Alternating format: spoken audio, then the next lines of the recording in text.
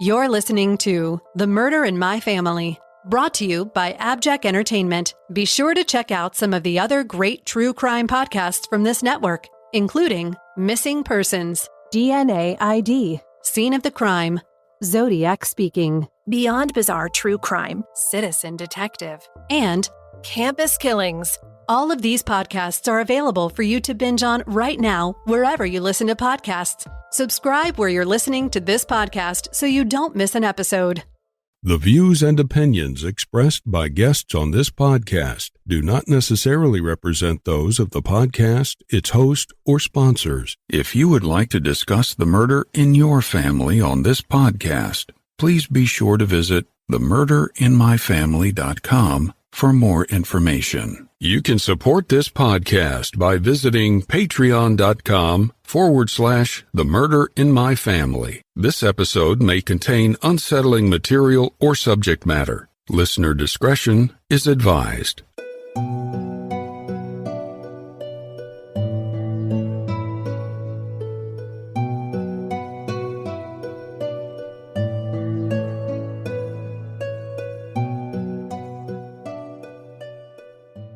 Thank you for joining me for this episode of The Murder in My Family. I'm your host, Mike Morford. In this episode, we'll discuss the case of a young husband and father who was murdered in cold blood in a supermarket he managed in 1981. Shockingly, despite multiple arrests, the suspects in the case somehow slipped through the cracks and were never indicted. And over 4 decades later, the victim's family is still seeking justice. We'll dive into this case after some quick housekeeping. Independent podcasts like this one depend on word of mouth to bring in new listeners. So if you find that you enjoy this show, please take a moment to rate and review it wherever you listen to your podcast. And be sure to introduce a friend to the show and invite them to listen. With your help, The Murder in My Family can continue to grow and reach a new audience. To learn more about the show or the cases we discuss, please visit themurderinmyfamily.com. You can also find us on Twitter with the handle @MurderMyFam or on Facebook at facebook.com/TMIMF podcast. If you'd like to support this show through a Patreon donation, it's always appreciated, and you can do so by visiting patreon.com/TheMurderMyFamily. Benefits of supporting the show on Patreon may include early access to ad-free episodes of the show, plus bonus content not heard in regular episodes. Support may also include thank you cards, stickers, and more. In each episode, I'll give shout-outs to any new supporters. And thank you to all of the supporters that generously donate to help keep the show growing and improving. One last note.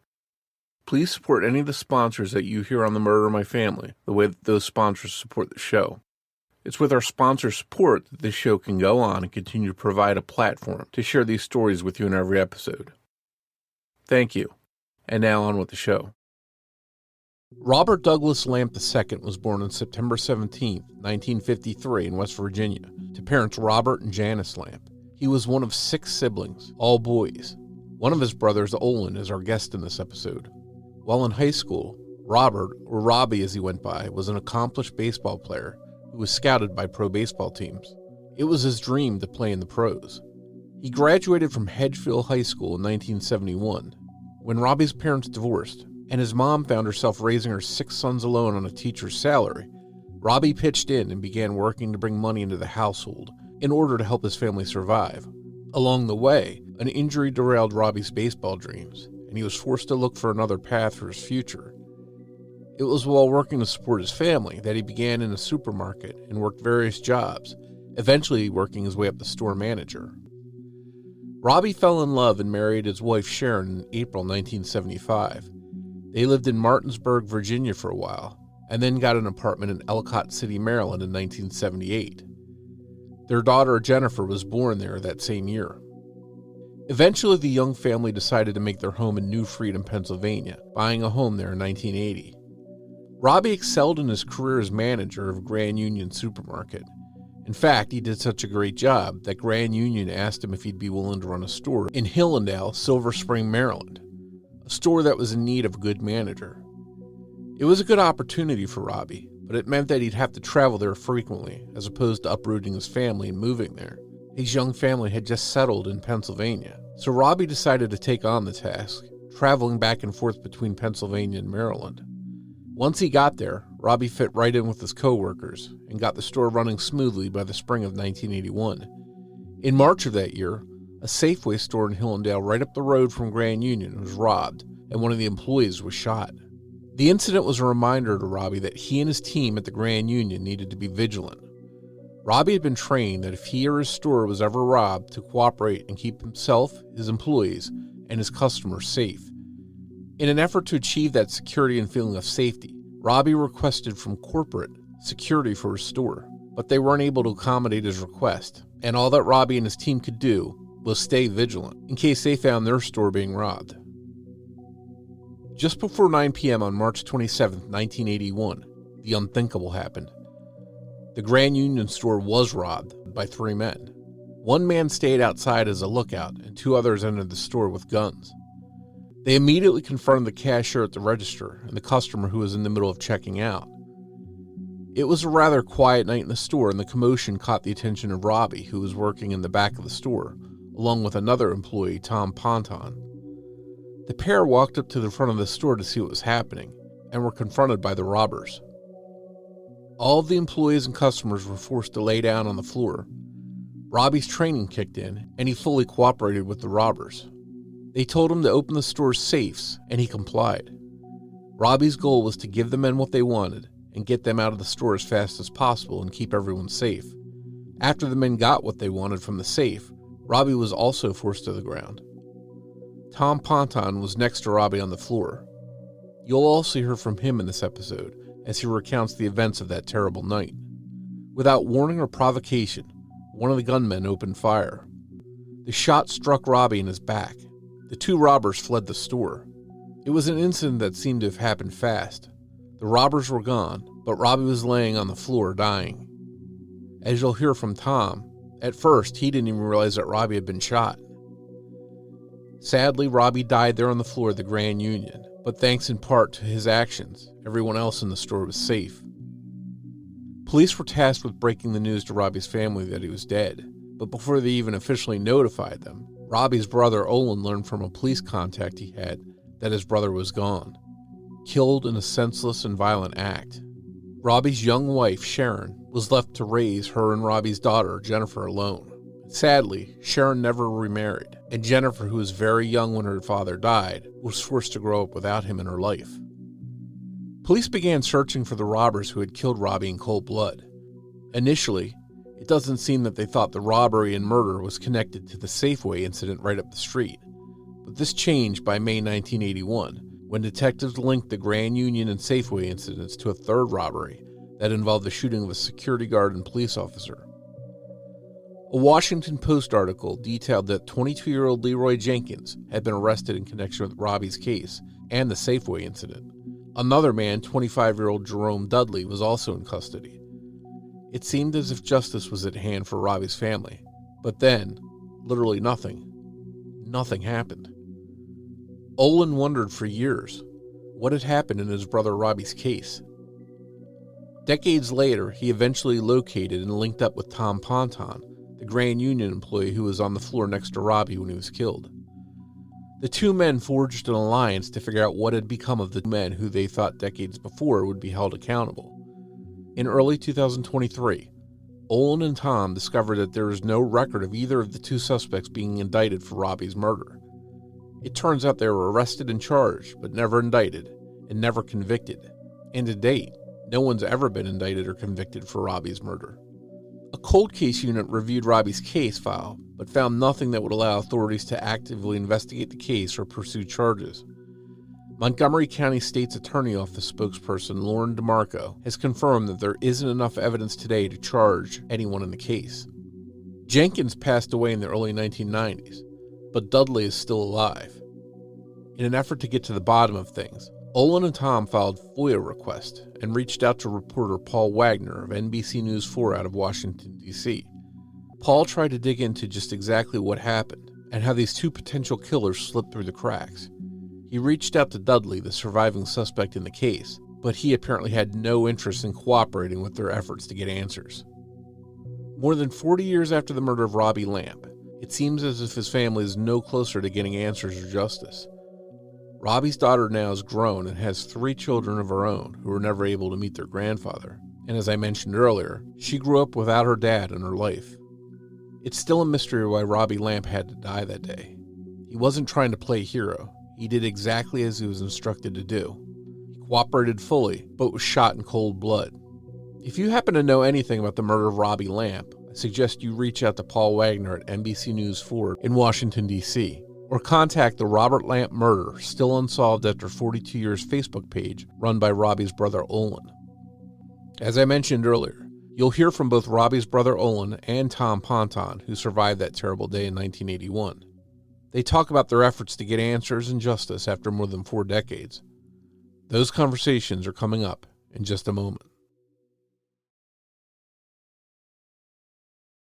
I want to tell you about a true crime podcast that I think you'll really enjoy called Criminal Conduct. Criminal Conduct is an investigative true crime podcast hosted by John Taylor and Javier Leyva. Each season of Criminal Conduct covers a new case. The latest season is about a possible murder, but this isn't your typical true crime story. In fact, the podcast starts where the story ends. A college student dies and a suspect is charged and convicted of first-degree felony murder. But instead of facing decades in prison, a judge throws out the jury's verdict and lets the convicted killer go free. If you like in-depth investigative podcasts, you'll love Criminal Conduct. John Taylor is a former Secret Service agent and private investigator, and Javier Leyva is an investigative reporter and also hosts the Pretend podcast. Check out Criminal Conduct today. You won't be disappointed. Subscribe and listen to all 9 episodes of Criminal Conduct Season 4, wherever you listen to podcasts.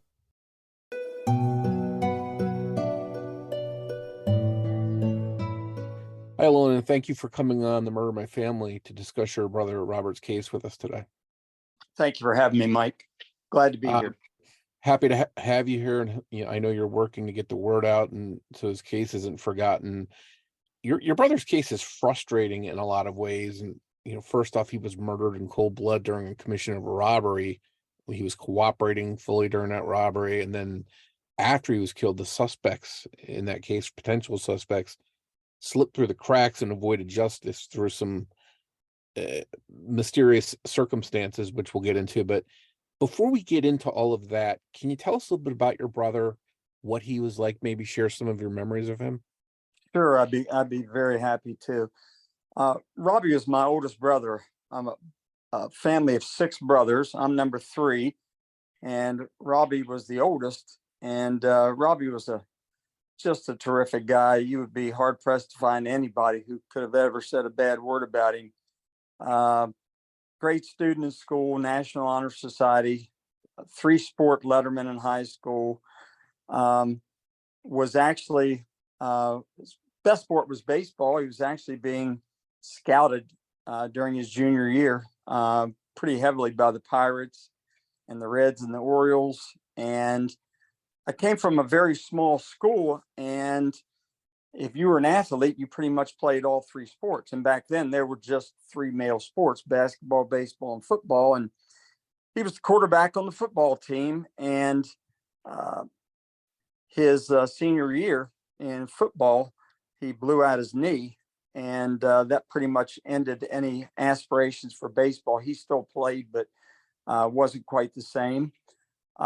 He worked at a very early age, worked in the grocery business his entire life. Started as a checker and eventually moved his way up to assistant manager, and eventually became a manager at the store, in which unfortunately where he was fatally murdered in 1981. He was married, very happily married. He had, at the time of his death, he had a 2.5-year-old daughter, which loved dearly, and just a terrific guy. Worked hard. Not only would be hard pressed to find someone say a bad word about him, you'd be hard pressed to find him say a bad word about anyone else. Just a good guy. I recount at the time of the funeral, as we were receiving friends and guests and things coming by, giving their condolences, I always remember this, and it's always stuck with me. There was a classmate of his, a lady, this young lady, and she came by and she was just struggling with her emotions and her words, trying to say something. And all she said was, and it was so poignant to me, she said he was just a good guy. And that's the way I've always tried to describe him to people, Mike. He was just a good guy. And it sounds like he had a hard work ethic. He pivoted from the sports career he was hoping for, but then he jumped into this grocery store career and worked his way up to manager. How long had he been working at that in that industry, or at that store in particular, before he was killed? At that particular, he had actually worked in the industry. He worked during high school while he was a student. My mom was a single parent, raised 6 boys, and my brother was probably started working as a checker and then cashier, and probably starting as a sophomore in high school. And in fact, um, he helped while he was in high school. He helped support the family with his working, and so that tells you something about his character and his work ethic. Also, I believe he had been at the store in Silver Spring, Maryland, for just less than a year. He was actually living in Pennsylvania and was commuting to Silver Springs every day, which was about an hour and a half one way. So, Wow. and he was his first manager job, I believe, was in Martinsburg, West Virginia, and then he was transferred by the company down to Silver Spring because that store was kind of in trouble, and they kind of sent him down there to take care of things. So they maybe thought that he had some skills that would help that store. Yes, most definitely. Did he have any thoughts? Maybe he would transfer closer so he didn't have to drive as much. Was he worried about not being home with the family? What thought did he give to going there closer so he didn't have to make that ride every day? I think actually the thought was just the opposite for his family. Where he was living, they had just bought a house, a nice little starter home rancher in New Freedom, Pennsylvania. And the point to living there was so they weren't living in the city. He would rather make the commute than have his wife and his daughter grow up in the city. He wanted them out in a more rural atmosphere. And so maybe at some point, maybe they would have considered it. But I know that the reason they moved to where they were specifically so they wouldn't be living in the city.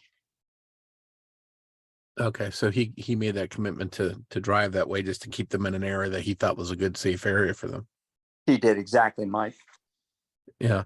So I assume as a manager, as part of his training, your brother's probably trained in what to do if the store's ever robbed. And I think in most cases, most companies say cooperate, give them the money, do whatever they say. The priority is to get people out safe at the end of the day. Do you know if he had that kind of training? And if so, had he ever had any kind of run-ins with any customers that were, in the way of something, a confrontation or a burglary, anything like that before? No, not to my knowledge. And I know that they were trained on that. And as you said, the training was to comply completely. The store was open. There was a customer in the store, and the health of the employees and the customers came first. And to my knowledge, he had never had a situation like that before. Now, he was aware. There was a heightened sense of awareness that evening, Mike, because there had been an armed robbery just 7 days before at a Safeway store about a mile away from his store. And the very morning of the day in which his robbery and murder took place, which was in the evening, that same morning, just a couple blocks away, there was a a store that was robbed before. It's like 6:30 in the morning, I believe. And there was a security guard, a police officer were killed. Both of those were killed. And an assistant manager of the place was very seriously wounded, but survived. So he had a very heightened sense of awareness. My understanding is that he had contacted Grand Union and had requested some security, of which there was no security. And it wasn't uncommon back then, but there was no security in the store, and that request was denied. So, to my knowledge, it had never happened before, but he was very aware of the possibility, especially that night. And unfortunately, he was correct. And you mentioned no security. That's a time frame when there wasn't even many surveillance cameras, let alone actual security people in the stores. Exactly. There were no cameras in the store. And just for listeners, I'm not familiar with Grand Union stores. I'm picturing them being sort of like a ShopRite or a Pathmark or an A&P, a pretty big shopping store, department store for groceries and stuff. We're not talking a little mom and pop type shop here, correct? No, not at all. It was a corporate business, and at that particular time, it was fairly large. They were bought out by another chain, and the name was changed. But at that particular time, yes, it was pretty well known, especially, or at least on the East Coast over here. Grand Union was a very common name as far as grocery stores go. So this night, this happened March 27th, 1981. How many people were in the store, and what time of day was this? I'm assuming this was later in the evening. The suspects came into the store around 8:30, and there were, at the time that they entered, there was one cashier. There was one customer who was being checked out by that cashier at the time. I believe there was a person back in I believe the butcher back in the deli department. He was in the back of the store. There was another employee, Tom Ponton, who was in the back of the store with my brother. And they were doing something together back there. They may have been opening boxes, doing some, I'm not sure, but they were together. And when they heard the commotion, that's when they came to the front of the store. So to my knowledge, there would have been 1, 2, 3, 4, 5 people in the store, not counting the suspects when they entered. Okay, so it was relatively quiet. It sounds like a slow night. It's not very crowded. Can you walk us through, as far as you understand, the events of that night? What exactly happened? Sure. As I said, there was an older gentleman who was checking out with the one cashier, female cashier, and the first, to my knowledge, my understanding of the situation, there were 3 people involved. There was one in a car outside waiting. The first perpetrator entered the store and accosted the cashier, the checker, and the person who was checking out. He was carrying a handgun. Ordered the cashier to empty the till, which she did. She complied. She ordered the customer to hand over his wallet and everything he had in his pocket, to which he did. In the meantime, the second person came in. My brother and the other employee, Tom, were coming towards the front of the store, and the second perpetrator, who was also armed, ordered my brother to open a safe. There were 2 safes. There was one outside, believe it or not, outside the manager's office, and one inside.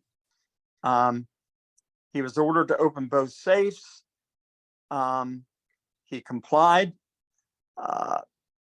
The second perpetrator then ordered Tom and my brother to lay prone on the floor,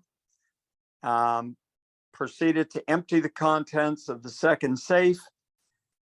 At this point, according to the cashier's testimony, at this point, the first perpetrator then walked over towards where my brother was laying and Tom. And at that point, she believes that he was the one who actually fired and shot my brother in the back, at which point they ran out. And prior to them leaving, the only thing that Tom said, and Tom was not injured, Tom heard the other person say to the one who fired, said, "That was effing stupid." And then they ran out. And I would say within 10 minutes, police arrived on the scene, and it all happened very quickly, Mike. According to the police report, he was pronounced dead on the scene at 8:59 p.m. Just a very tragic, senseless crime, for somebody that's cooperating to just execute him like that. Just terrible. I'm curious, these suspects, were they wearing any kind of mask, anything like that? They were not. Okay. But as we mentioned, there was no surveillance camera, so the only people that could possibly ID them were the people that were in the store. So your brother was pronounced dead at the scene. Your family, I guess, is alerted to this news. His wife is alerted to this news. How did everyone take this tragic, awful news that Robert was dead? It was brutal. My brother's wife was officially contacted by members of the Montgomery County Police Department a little bit before midnight that evening. We found out. I was living at home. I was working. I was a sports editor for a local newspaper. I was home, and back at that time, there was one of the local Washington. We had the Washington News. It was that was the news area, Washington D.C., and there was the 10 o'clock news. And this was about 10:30. The phone rang, and I answered it, and it was my uncle. And my uncle had been watching the 10 o'clock news. We did not have it on at the time, but he just had this terrible thought because they had covered the story in the 10 o'clock news. And he said, "I just have a terrible, terrible feeling." He said he tried to call the store and he couldn't get through just to see if it was my brother's story. He just had a bad feeling. And so at 11 o'clock, I made sure we turned on the TV, and the lead story was this violent crime. And it showed the front of the store, and they were not releasing the name yet, but I can remember it showed the front of the store, and it showed the basically the gurney being carried into the ambulance with the body bag. And now, obviously, it's a very heightened sense of awareness for myself. My mom was there, and my two younger brothers. I had a friend of mine who I knew who was a state trooper, so I called him and I explained the situation. I asked him if there's any way that he could call and find out with Montgomery County the name of the victim. And about 30 minutes later, he called me back to confirm that it was my brother. And that's probably the worst thing I've ever had to do in my life, was when I went in and I had to tell my mom, who was on the couch. And it was just horrible, unbelievable grief and shock. And it was a bad night that night, Mike. Just terrible news to hear something like that. And it just, again, so senseless, because he was not resisting, he was cooperating, and he was basically executed. So your family's left to deal with this aftermath. Now you've got to make plans for final arrangements for him. Now he has a young widow.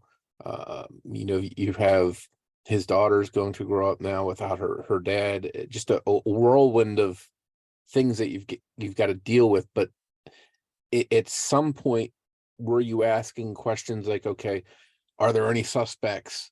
What's going on in the investigation? Did police have any leads early on? What happened as far as the investigation? Well, we didn't, just to fast forward, we didn't hear anything ever. And when I say we, I mean myself, my mom, my sister-in-law, my older brother's wife. Once my brother's wife, Sharon, was notified of his death, that was the last contact we ever had that was precipitated by the police department. We never heard anything. So the only information we ever got was from phone calls that we tried to make, which we did. And yeah, you have to understand there was at that time, 1981, there's no internet, there's no cell phones, there's no text messages, there's no email.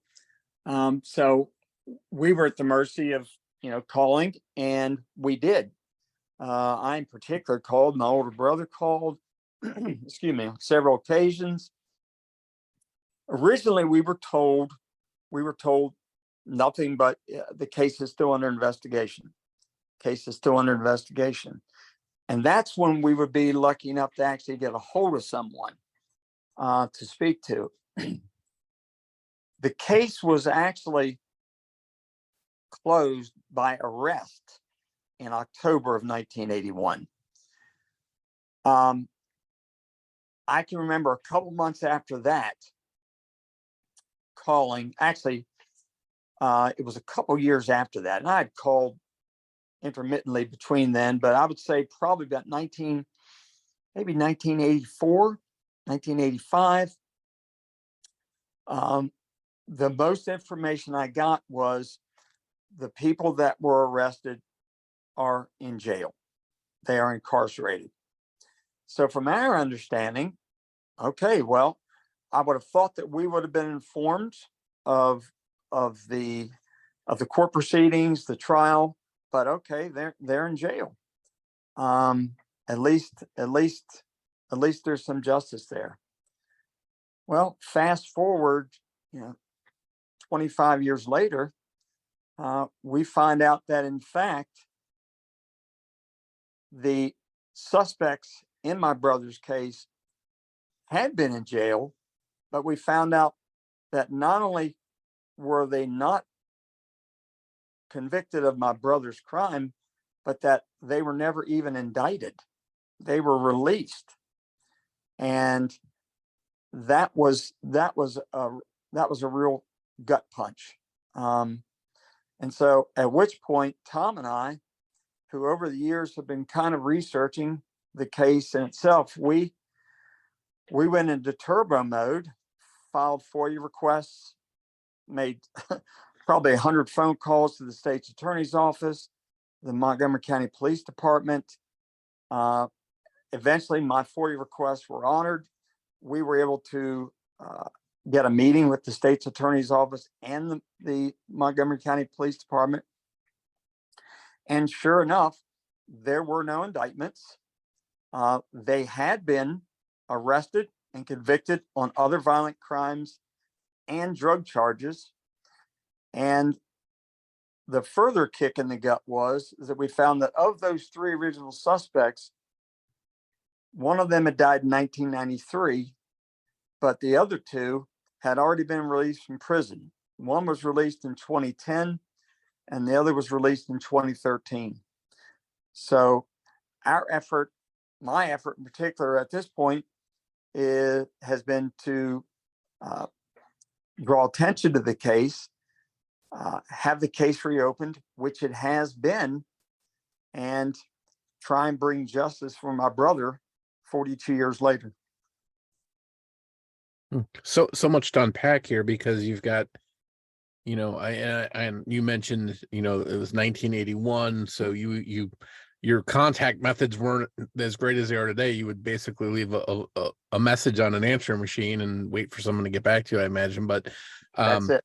but over the years, to not have them reach out to you and say, okay, we have a suspect, we're prosecuting them, it's going to court. Would your family like to be, come to the court proceedings, for you just to never get calls like that, and then find out sort of after the fact that there's suspects in jail? You're thinking, okay, somehow we didn't get the notification, but they're in jail. That's the important thing. But then you come to find out they're not even in jail for your brother's murder. Exactly. I'm curious. They're in jail for something else. Was it similar type crimes that they were in jail for? Of the three, one went away and did a very long stint for drug charges, distribution of heroin, I believe. Apparently, he was a very large drug dealer in the DC area. One of the other ones, the one who supposedly died in 1993, he was charged and convicted on armed robbery. And the third person who was supposedly involved, or I shouldn't say supposedly, allegedly, because he was never actually charged in my brother's case, but we believe the third person was actually convicted as the shooter in the armed robbery of the Safeway store that occurred 7 days prior to my brother's murder. All three of those murders, all three of those crimes, I should say, were connected, Mike. The Safeway store robbery, which occurred on the 21st, the robbery and the murder in the W. Bell case, which was in the morning of the 27th, and then the Grand Union case where my brother was the manager of that evening on the 27th. All three of those crimes were committed by what we believe to be, when I say we, myself and the police, were committed by the same loosely organized group of criminals. And there was great emphasis placed on the W. Bell case because there was a police officer that was killed, and they were able to get a conviction in that case.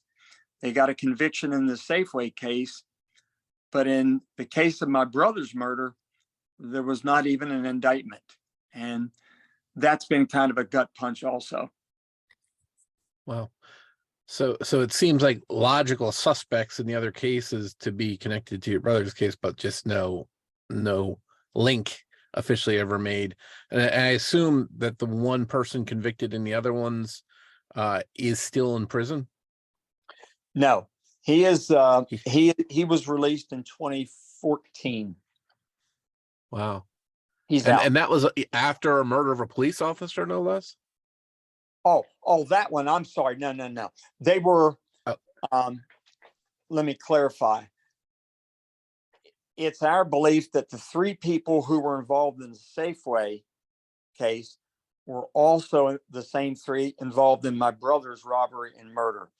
The other case, the W. Bell, to our understanding, none of the people in the Safeway or Grand Union case were involved in the W. Bell case, but they all knew each other and they all communicate with one another. In fact, they coordinated the dates at which and the times at which they were going to commit these crimes. So the person who committed the crime at the W. Bell, who killed the police officer, there were two of them, and the one has died in prison and the other is serving a life without parole sentence.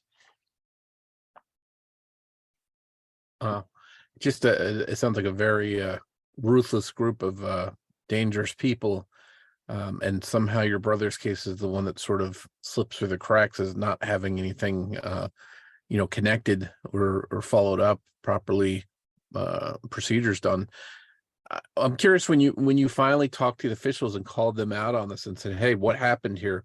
What was the explanation? What reason did they give you for sort of your brother's case just slipping through the cracks and not being tied to any of these people? Well, I have to tell you, Mike, that first of all, the people we met with, and Tom was with me. We met with the assistant chief of police from Montgomery County. We met with the director of the major crimes division. We met with a person in the cold case unit. We met with the public information officer from the state's attorney's office, and we met with the assistant deputy state's attorney. And none of them obviously were around 40 years ago. And there were apologies all around. The only thing, there just was not enough evidence. They have said, after going back and looking at the files, there wasn't enough evidence to get an indictment or a conviction. And they have been learning about this as we have, because the files were never converted to microfiche or digitized. So the first challenge, Mike, was to actually find the files. It was in a cardboard box in a room someplace, and it took them a long time to find it. And to be very fair and honest, they have been very helpful since our meeting. They met with us for about 3 hours that day, answered every one of our questions. And I have the sense, Mike, that they would love to solve this cold case, and they are working on it.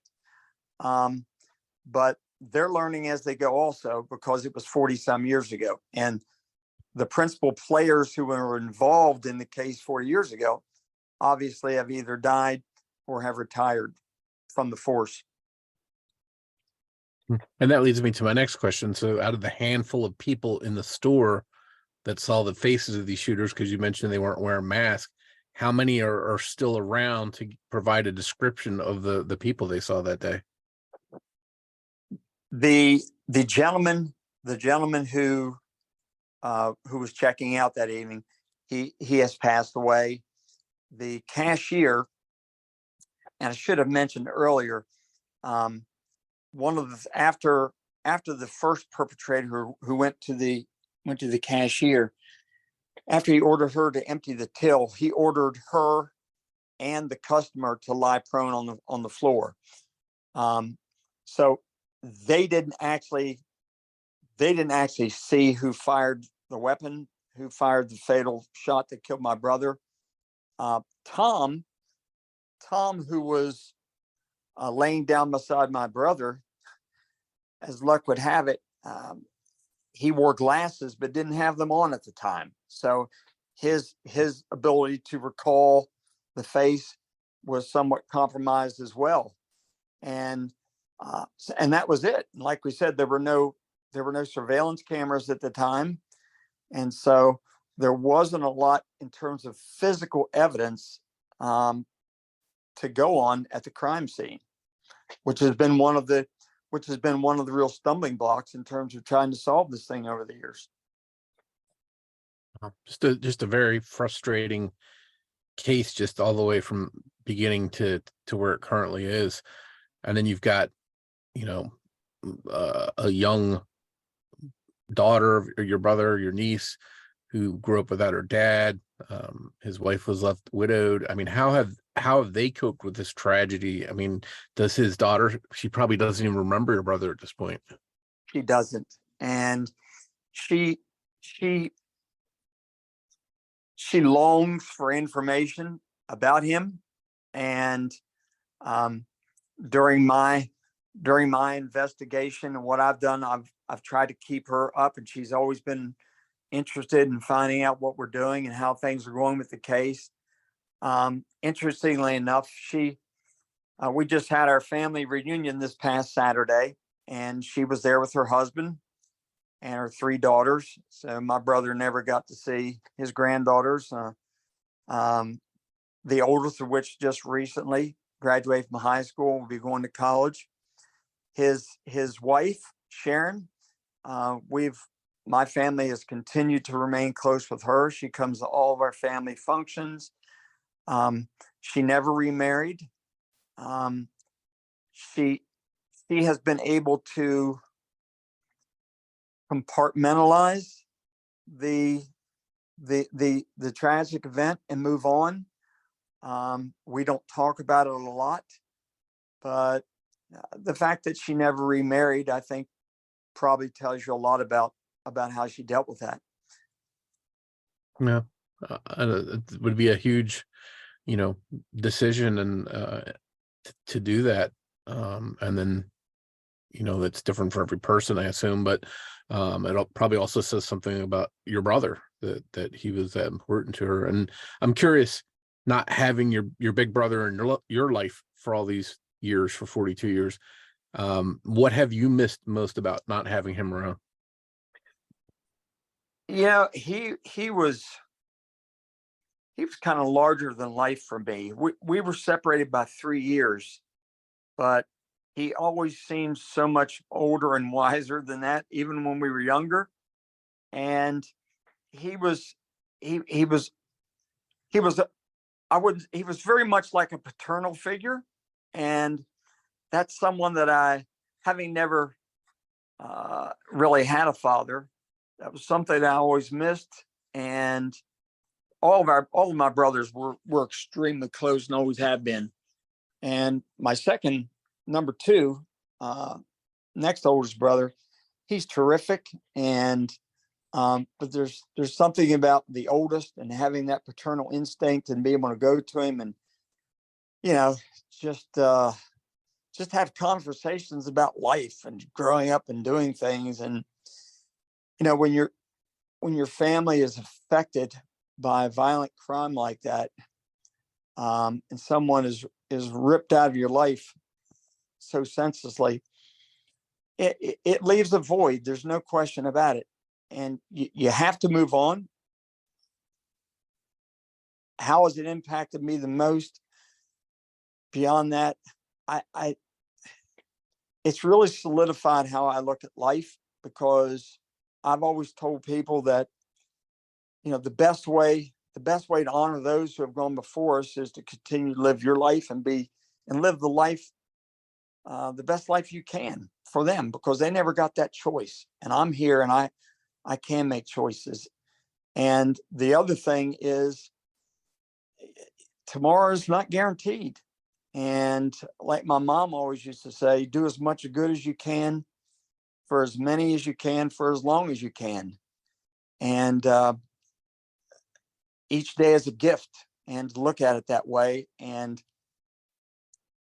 tell those people that you care about, that you love, make sure that they know that. Tell them often, because the one thing I've never wanted to do in my life is never let anything left unsaid, because I may not be here tomorrow. They may not be here tomorrow. And losing him like that really solidified that in terms of how to live my life, to be honest, Mike. Yeah, that's good advice too. And you still haven't given up hope on seeing that his case is resolved and somebody's held accountable. You maintain a Facebook page about the case. Can you tell us a little bit about the page, what it's called, and the purpose of it, so listeners can check it out? Sure, I appreciate that. The name of the page is Robert Lamp Murder. 42 years, still seeking answers. If you just Google, or not Google, but if you just put in the search Robert Lamp Murder, it will take you there. Every article that I could find that was written about the case, Washington Post, the Washington Star, I posted links there. An excellent investigative journalist named Paul Wagner worked with Tom and I for the first 6 months of this year, putting together a story that he eventually got on TV, chronicling the case. I've posted a link there, and there's a place you can message me any information that someone might have. I know it's been 40 years, but I'm sure you've seen this also, Mike, in covering these types of things. You never know what one little thing, one little lead might lead to, and cases do get solved over time. The coldest of cases sometimes get solved just by a stroke of luck. So I've always said I'm gonna turn over every rock I can to see if there's anything there. And when there's no more rocks, then I'll be done. But for right now, we're still working hard. And I check in with the cold case detective every couple of weeks, and we talk about what's going on. And we're still holding out hope, Mike.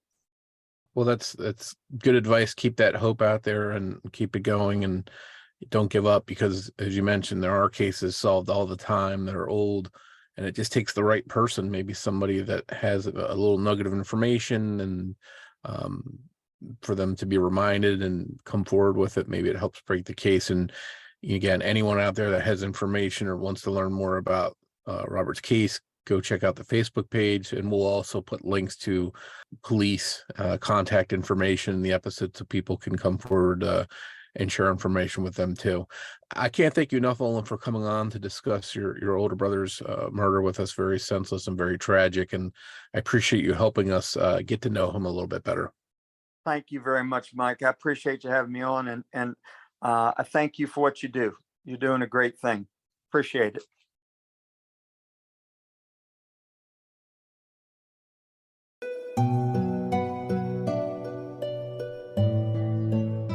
With me for this episode is Tom Ponton. He's a survivor in the case we're discussing today. Welcome, Tom. Thank you for having me. You provide a unique insight into this case. Obviously, we're covering Robbie's murder, but you were there. You survived that brutal day. So you have an insight that we don't usually hear from somebody that's actually alive to tell the tale of what happened. Can you just briefly walk us through your experience that day and how that unfolded and how frightening that must have been for you? So it was Friday, March 27th, 1981, close to 9 p.m. at night. Two men came in. One of them was wearing a fedora, and the store wasn't busy at the time. There was one checker who was busy at the time. I was also a checker, but because the store was not busy, the store manager, I called him Bob Lamp, and I had working on a display, and it just literally walked up to the front of the store when they walked in. So one walked over to the cashier to rob her, and there was a customer there, and they told me to lay on the floor next to the safe that sat in front of the store. And they instructed Bob Lamp to open the safe and clean out the money, and then to go into the office, which was like a step up, and empty that drawer as well. And then they told him to lay down next to me. At that point, there was really silence. I did hear a pop. I heard one say to the other, "That was stupid." But to be honest with you, I did not know exactly what had transpired. There was Bob Lamp did not make any noise. While I was nervous, I did not know, and I hate to be so ignorant, but I did not know actually what had happened until after I heard them leave. I turned to my left, Bob Lamp was on my right, and I saw them leaving. And then when I turned around to see where Bob Lamp was, much to my horror, I saw that he had been shot in the back, and it was obvious that there was nothing that we could do. So called the police, and the police showed up, and we went from there. Very frightening situation. How long did the entire ordeal from start to finish take, do you think? Say 7 minutes or so. I mean, the robbers were very impatient, and were, demanding Bob Lamp work quicker than what he was doing. So by no means am I trying to make myself out to be some type of He-Man. I mean, I had never been robbed before, but we had been told that generally, when a person comes in, if you do what, you're asked to do, they'll be on their way. And that's clearly what I thought was going to happen. Now, there had been a robbery at the store maybe 2 months before, where a gunman showed up and took money from the cashier. I was there that night as well, but he just robbed the cashier, and I didn't know that the robbery was taking place until after they had left. And in that case, the cashier did as the robber asked her to do and went on the way. I'm not trying to minimize the situation, but I almost feel like I don't suffer from PTSD because I didn't know what was happening until after the fact. Was it frightening to learn when you realized that what had happened, to learn that had happened? And did you realize that your life and the other people's lives in the store could have been easily taken as well? How frightening was that to think about? Well, absolutely. And I have to give a disclaimer. As you know, I've been talking to Olin, the brother of the victim, over the past several months, and there was a TV reporter who did a story on this. So I've talked so much about this that if I'm appearing matter-of-factly about it, I don't mean to. The other thing is, certainly with me, a coping mechanism has almost been to almost deaden my emotions in this case. So that night I went home and went by the police station, actually looked at, tried to give them info for a composite, and they had me look at some pictures. And that night I went home, my whole family was there, and we sat up talking about it for a while. And, I am a Catholic. I was probably a better Catholic then than I am now. And that night I got on my knees and I thank God that my life had been spared. But in the middle of my prayer, I realized that in Pennsylvania, there was a widow of a 28-year-old who had a 2-year-old daughter that was probably questioning that same God as to why her husband's life had been taken away. So I felt a little bit guilty, actually, about thanking God for saving my life when somebody else's life had been taken away then. So the next night, a good family friend, a Catholic priest, came by the house, and he gave me, I thought was actually very good advice, which is, he said, some things are just a mystery. You could fill your heart with hate. What good would that do? And you just have to go on living your life. And that is what I did. Now, the only bad part of that advice is I pretty much let the case go. I did not really follow up with it. I mean, there were some follow-ups with the police, but I did not track the case. So in retrospect, I actually wished I had of, because, well, we might have a better idea of what took place that day. It does seem odd that the police over the years wouldn't just reach out to you periodically and say, okay, we're looking at this suspect or that suspect, or can we show you some mugshots? It does seem strange that none of that really happened in this case. So, I talked to Owen a little bit about how it sort of slipped through the cracks almost and was sort of overlooked. That looking back now, do you get that same kind of feeling from it? Oh, I'm a realist, so I assume that you and Olin have discussed the fact that on the morning of the Grand Union shooting, there was a very highly publicized shooting right up the street at a catalog store called W. Bell, in which apparently a beloved Montgomery County police officer had been shot and killed along with a security guard. So the practical realist in me is going to say a police officer died, and it doesn't take a genius to figure out that that's where the police are going to put their resources. I'm not saying that that's right, okay? But it seems to me that that's clearly what took place here. But and I totally can understand that. At the same time, you would think, okay, once they get that case under control, at some point they would follow up on Bob's case, your case, and say, who did this crime, right down the street.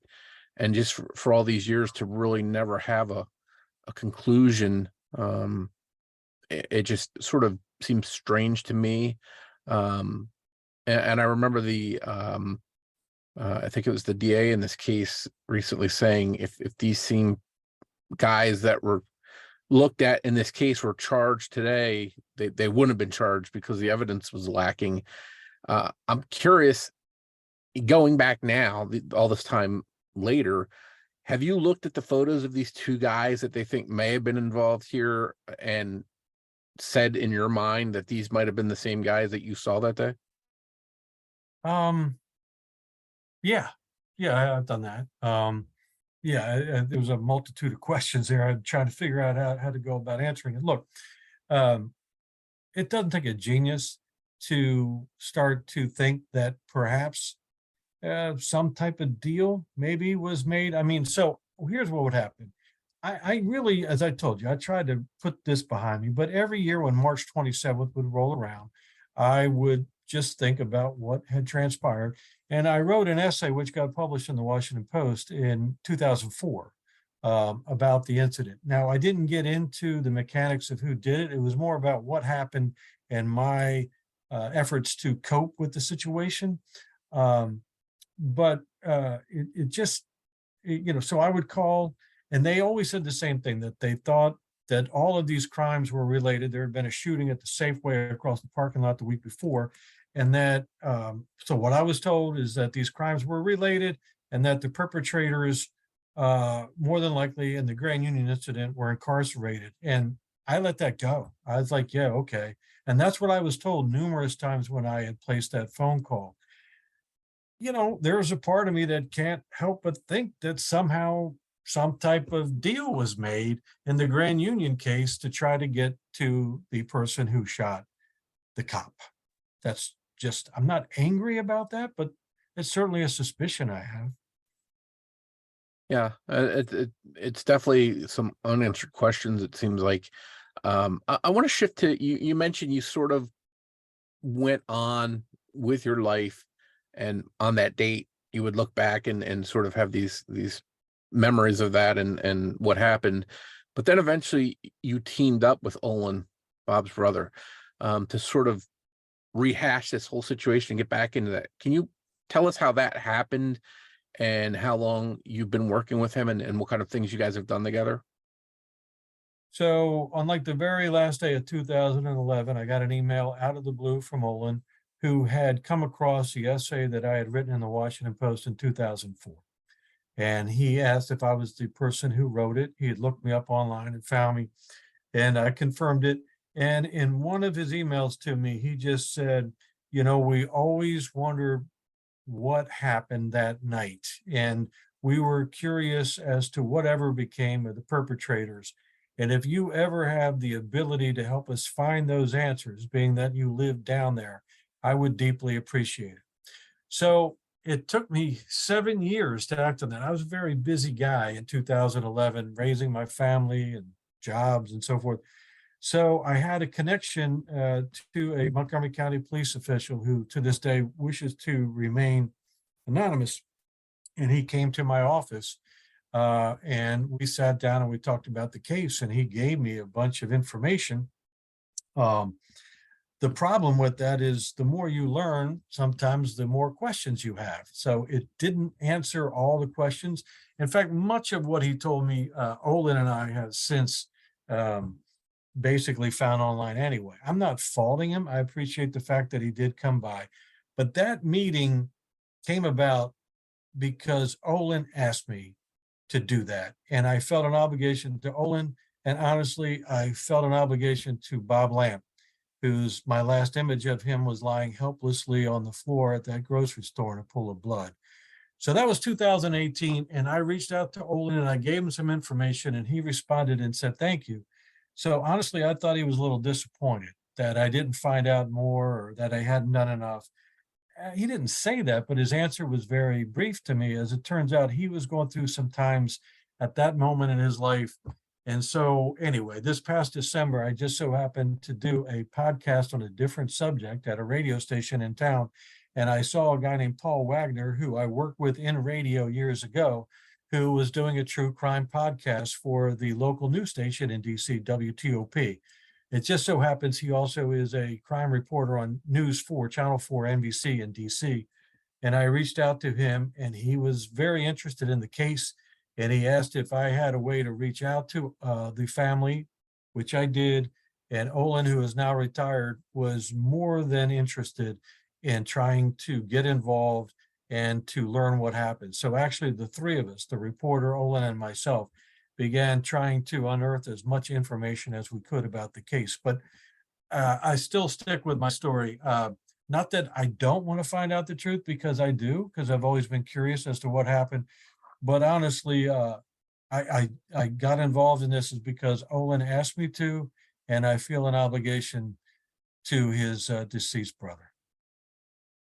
So all these years later, how hopeful are you as both somebody who survived this terrible ordeal, but somebody who's helping Bob's brother Olin? How hopeful are you that you'll see, even if not an arrest, at least a name of somebody officially held responsible, even if they're deceased already or they're locked up for some other crime? Is it important to get a name and have some finality to this? Well, both Olin and I know a lot more now than we did, say, 6 months ago. We have a pretty good idea who the suspects are. But is anything going to come of that 43 years later? I'm pretty skeptical about that.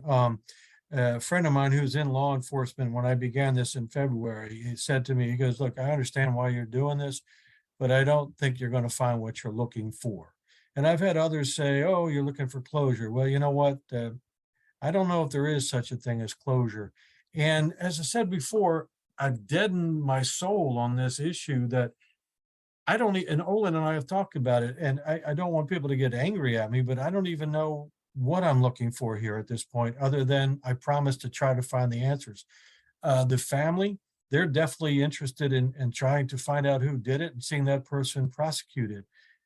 I don't know. I don't know at this point, honestly, how I feel about that. But it makes sense. For 43 years, they have had to deal with every day the loss of their brother. I went on with my life. And I will say this also. One of the reasons why I went on with my life, if I didn't go on with my life, then if I hadn't been murdered that night, they would have murdered my soul.